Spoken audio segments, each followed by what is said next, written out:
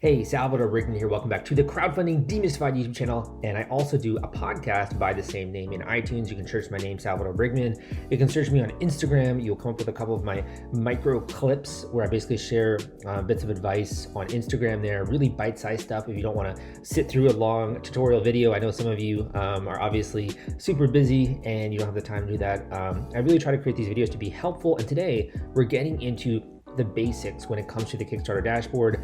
I have another video out there on rewards, and we're going to kind of go through every single element of this, right? So I want to clear up some of the things when it comes to this, and we'll get into that today.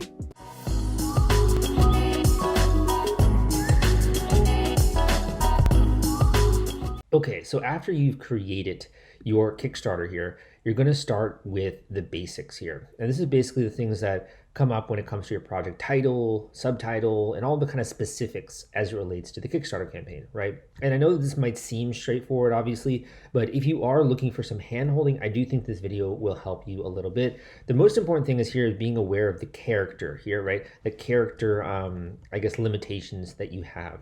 So when you're thinking about your title, it's obviously you want to fit a lot and you want to have a title that's going to convey a benefit, or it's going to convey the end result of what your product does for someone. For example, it unlocks potential, or it allows someone to work out from home, or it allows someone to do X, Y, and Z. I have a whole other video on copywriting that you can look into. You know, it kind of goes beyond the scope of this video. But I would have a title that, number one, has your brand name of some kind or the product name, because people are going to be searching for that online, right? And you want to make sure that they come to the page. Now, there are a lot of other things you could have here. You could either have functionality, right?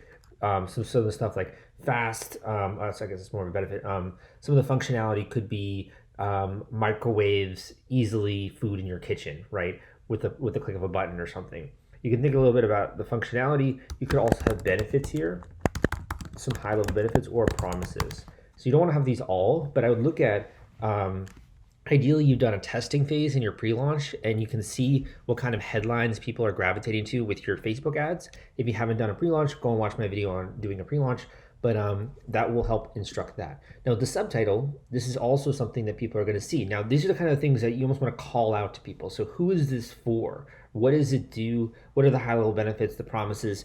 That's really what you're going to want to have in the subtitle. What you don't want to have is like some big esoteric marketing guff that doesn't really say anything. This is something where, like, if you showed this to a 10-year-old or an 8-year-old, right?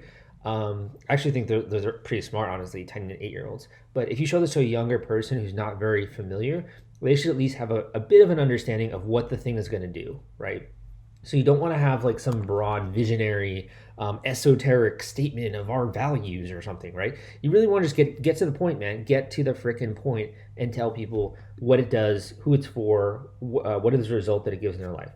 Now with the category, there are a lot of different categories here, but it's also kind of limiting, honestly. I wish there were more categories on Kickstarter. If you're in more of a creative kind of a category, you're probably going to be doing the dance, maybe crafts, art, right? Comics is its own little sub niche on Kickstarter. You might be doing the film, fashion. Chances are, if you're coming out with a physical product of some kind, you're probably either going to be fitting into the technology category or the design category. Now, what's the difference here? Technology might be cutting edge kind of gadgets and gizmos. So you can see some of the subcategories here, like gadgets, for example, hardware, makerspaces, robots, software, etc. These are all different technology applications that will allow people to do things that a light years better than what is out there, right? Camera, equipment, DIY, etc. If you don't have a lot of technology that makes you stand apart, for example, you've just really improved the user interface, the look and the feel of a product. It's really made something more luxury, maybe, or more something that looks a little bit minimalistic in design, kind of the stuff you might see on the Gadget Flow, who's actually one of our sponsors. This YouTube video is sponsored by The Gadget Flow. The Gadget Flow reaches over 28 million people, and they've been around since 2012. They're Indiegogo and Kickstarter experts. They featured over 5,000 crowdfunding campaigns. If you have a tech or design campaign, it is a great platform to generate awareness and get backers. Check them out at thegadgetflow.com/submit and list your project today. Look at that lead in. Yes, the Gadget Flow is actually one of our sponsors, and you can check out their link in the description. They actually have a lot of really cool designed products, right? So you might have a product design as being one of the categories there. That's probably the most common, I would say, is product design as a category in the design category. But you can do a little bit of research if you want to. Does this matter? Is this going to affect your rankings? Well, if we go on to Kickstarter here, we're going to go to kickstarter.com. One of the things that you should be aware of, right, is how you fit into the overall competitiveness of that particular category. So, for example, when people are searching, they're going to be searching through a certain categories here, maybe looking at the featured products, the recommended. If you're in the tech and design here versus the film or the food, your competitiveness is going to be different, as well as the pitch video, the way it looks and feels. People are going to have a different expectation. Your marketing strategy is going to be different if you have a creative project versus a tech or a design product like this one here. So it does actually play a role in how well you rank in that category. We can go to if we want the advanced tab, right? Or we can go into some of the other trending projects here. This is going to open up the search tool, right? So we could say, if people are searching for a particular category and some of the cool new stuff, if you're in the design category, let's just say, you're going to be competing against other people that are in the design category. I mean, it sounds obvious to me, but it's not always super obvious. So I just want to really hammer that point down. So you're going to be competing against some of these people, and I would actually even argue that some of these products aren't necessarily even belong in the design category. I think some of these might be tech a little bit, honestly, but it's really up to the person once you get approved, right? So some of the stuff here, like this is a Shadowcast for Nintendo Switch and PlayStation 5. I don't know if I would necessarily put that in the design category, but the cool thing is you can actually decide where your project fits in here, right? So I'm not going to belabor the point here, but you can do that on your own. So let's talk a little bit about the project location. Now, when I was getting started, all of the projects that were launching on Kickstarter were from the United States, right? Because that's really where Kickstarter first got its name. It's actually I lived very close to where the headquarters were in Brooklyn. I actually went to a block party when I was getting started back in 2012, 2013. And I loved Greenpoint and Williamsburg, and that area of Brooklyn was so cool, man. Like it's really fun. Lots of hipsters, lots of great restaurants and like dive bars and all this stuff. Really cool industrial feel, but also like ritzy apartments. So it's a really neat area. And since the beginning in the heydays of Kickstarter, it's grown much more exponentially beyond just America and beyond New York, obviously. So it's gone to the UK, Australia, China, South Korea, etc. It's really grown a ton. And I even have people on the podcast now who say we're launching a Kickstarter and then we're actually going to launch another one in our home country's crowdfunding platform. That's could be a French crowdfunding campaign platform. I recently had a coaching student who did a French crowdfunding campaign and he raised like $25,000, right? And now he's preparing for a Kickstarter because it's a different audience. I had another student who was doing, I think, one of the campaigns in South Korea or one of the platforms there. So there's a bunch of different platforms as well when it comes to crowdfunding. You can take advantage of different markets if you want to. But that being said, you can list where it is that you are. So for example, I'm in New York, right? You can put where it is. It doesn't really matter as much, in my opinion, nowadays, where your location is. However, certain locations for certain products are going to enable the customer to kind of run away a bit with their imagination. So by that I mean, when you think of watches, what do you think? I think of like a Swiss designed watch, right? If I think of technology products, sort of like a cool new well-designed thing, I might think of South Korea a little bit, or I might think of California, right? So depending on where your company is incorporated, that obviously plays a role, right? Or where you are essentially. But it's also a little bit of a branding exercise where this actual location is. So think a little bit about that. The other thing here is this project image, right? So they give you the aspect ratios. If you have a notepad by you, I would recommend writing this down just because this makes it a lot easier. You don't have to keep hunting and finding the screen, right? If you have a designer or someone who's working with you, make sure you send them this information, which is the pixel information and also the crop ratio here. This is really good because if we look at a category here, for example, just pay attention to like what stands out to you. So for me, like this really stood out to me, just seeing these in individual little jars. And what this is what is called a scroll stopper. Scroll stopper. A scroll stopper is when you're scrolling on your laptop or if you're on your phone and you see something interesting, you just kind of stop and like, what is this thing? I don't even know what that is, right? This is a bottle opener. Oh, that's so interesting. It doesn't even look like a bottle opener, right? So then I'll take a second, I'll go and maybe open this and just learn a little bit about it. If you have, there are different ways of doing the thumbnail, but a very common one is to do a scroll stopper. A scroll stopper, just really the only thing it's designed is to get someone's attention and to learn a little bit more, right? Now there are other types where it might be trying to emphasize something like ending soon, right? So then you're like, oh, I only have a couple of days to maybe get into this. It's only 3 days to go. I want to check it out just because of the urgency factor. So you can include little things in your thumbnail here in order to communicate that. This also, I think this one really emphasizes to me, like this looks very well, like razor sharp design. It looks very well looking and feel, and it looks almost has a cool design feeling from it. So if you're trying to come off with that kind of a brand, that's a great opportunity for that. So these are all different examples, right, of product thumbnails. I would take the time to just look at a few in your niche so that you can begin to design one. And another great exercise is, aside from having badges, like this is actually one of my coaching students here that's doing this campaign. Aside from that, you can actually do Facebook ads in your pre-launch, and you can just see what are the images that are capturing people's attention. It's really that simple. Is you could just run a very simple Facebook ad test and see what are people stopping, what is causing them to opt in, maybe to an email landing page or something like that. What is causing people to click a link, right? And use that information, that data, to inform your thumbnail. Now that's a little bit scientific there, but if you'd like help, I have some other videos I think out there on landing pages and stuff and Facebook ads. Okay, so let's get into the project video here. Now, Kickstarter says this is optional, of course, but let's be honest, it's really not. You gotta have a video, man.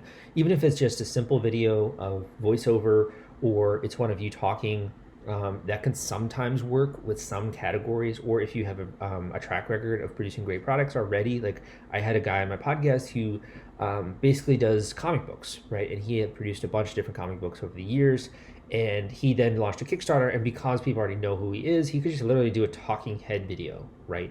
Which is insane. Like you think about comic books in general, and I'll actually show you that example real quick. So this is actually the comic book I was referring to that I just recently had on my podcast, which is available on iTunes, Spotify, on YouTube as well. So these guys raised 100K, and if you look at the actual video, like this surprised me. It's literally just a guy, Mark, who's an incredible designer, incredible artist. I'm not trying to put him down anyway. He's doing stuff I could never do. He's just literally talking to the camera, right? Like look how low budget this video is, right? Compared to some of the other ones, maybe like this bottle opener one. Let's take a look at this. This is much more of a well-produced, probably spent money on making this. This is, obviously going through the different functionality, genuine leather case, right? So this is a very snappy, less than a minute video. So there are different types of videos, and they vary based on the category. So just something to be aware of. You can get this made if you want to by an outside firm. It really depends on what you're trying to go for, right? So I would look at some of the other videos and do some research there. Other things, the launch date, right? So launch date is really when you're going to go live. And this is going to be helpful, I think, a little bit, because if you're trying to work backwards in terms of what you need to do before you go live, this can make sure that you get all of those action items done in time. So regardless of whether or not you're gonna stick by this date, it is important to have a date on the calendar just so that you can work backwards. And they also give a little bit of advice here. Avoid overlapping either of them with a holiday. We believe Thursday is the best day to end your campaign between the late morning and early afternoon. So there's some stuff here, right? Usually Tuesday I find to be actually a really good launch day, right? So you can say, and you can put this in here, and you should probably also put in all of the other stuff like submitting the payment information, submitting your project for review so it gets approved as quickly as possible when you have all your info there, right? And that way you don't have to be hung up on that fact. And you also get a preview link, which allows you to send that to people and get people registered. But before we get into, that's another video. Before we end this one, I just really want to talk about the campaign duration, right? So there are different schools of thought when it comes to the campaign duration. I'll tell you kind of my own thinking. When I was first getting started in niche, I think a 30-day campaign or even less was honestly better. And the reason was just this urgency factor. But over time, Kickstarter has become a little bit different. And I think with a lot of beginning creators specifically, if you don't know what you're doing, it can really pay dividends to have more time on your hands so that you can do things like media outreach, right? So this one was a 38-day campaign, right? I think Halo, I'd have to double check here. but I think this one was like a 40-day or so. I'm not sure. Um, but if you go and you look, you can see some of the other examples here, right? When it comes to the duration, I would recommend trying to set something that does create urgency a bit, but also gives you some time to work with. If this is your first project, if you have the budget as well, if you have, let's just say, enough money to plow into some Facebook ads, then having a longer duration will give you more time to make sure those ads get working. And that, you're going to go through a testing phase when you're live with the ads. So that way, you have more time once it kicks in and it's starting to go really well. The Facebook pixel is firing, right? And you're getting people narrowed in. You have the right audience and things are going well. You usually want a little bit more time. So if you're really well planned out, you could do a shorter duration, like 25 days if you want to. If this is your first time, or you want to give yourself a little bit more leeway and you want to do some other stuff to maintain momentum, try out things like online advertising on YouTube or Google Ads, etc., you should probably do a little bit longer duration. So I would recommend more of like a 45-day duration. If you're really a beginner and like you don't have a lot of your ducks in a row, you don't have the pre-launch going on, right? The pre-launch is probably one of the most important things. Then you're probably going to have more of like a 50-day duration even. And the reason there is that it's a lot of work. It's a lot of work to run a Kickstarter campaign. And it's super rewarding, right? Because you get a ton of funding and you get all these backers and you get people talking about you online. And it's so exciting. You're compressing so much of what goes into launching an e-commerce business into like a very short 3-month time frame, right? You're getting a ton of stuff done in those 3 months. However, it is a little bit stressful. You will have some nights where you're staying up late. I've been up late working on client projects until like 12 o'clock at night, right?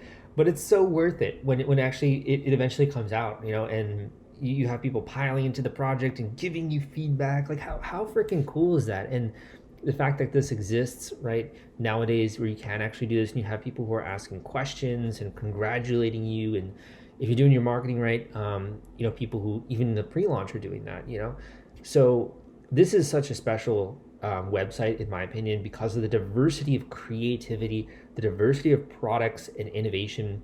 And to me, I think it's a privilege to be able to be living in this time where this is existing, and that I'm able to work on some of these projects, and I'm able to help people from a coaching angle, or from the book, the Kickstarter Launch Formula that I have out there, in my YouTube videos. So I feel very blessed that this actually even exists, right?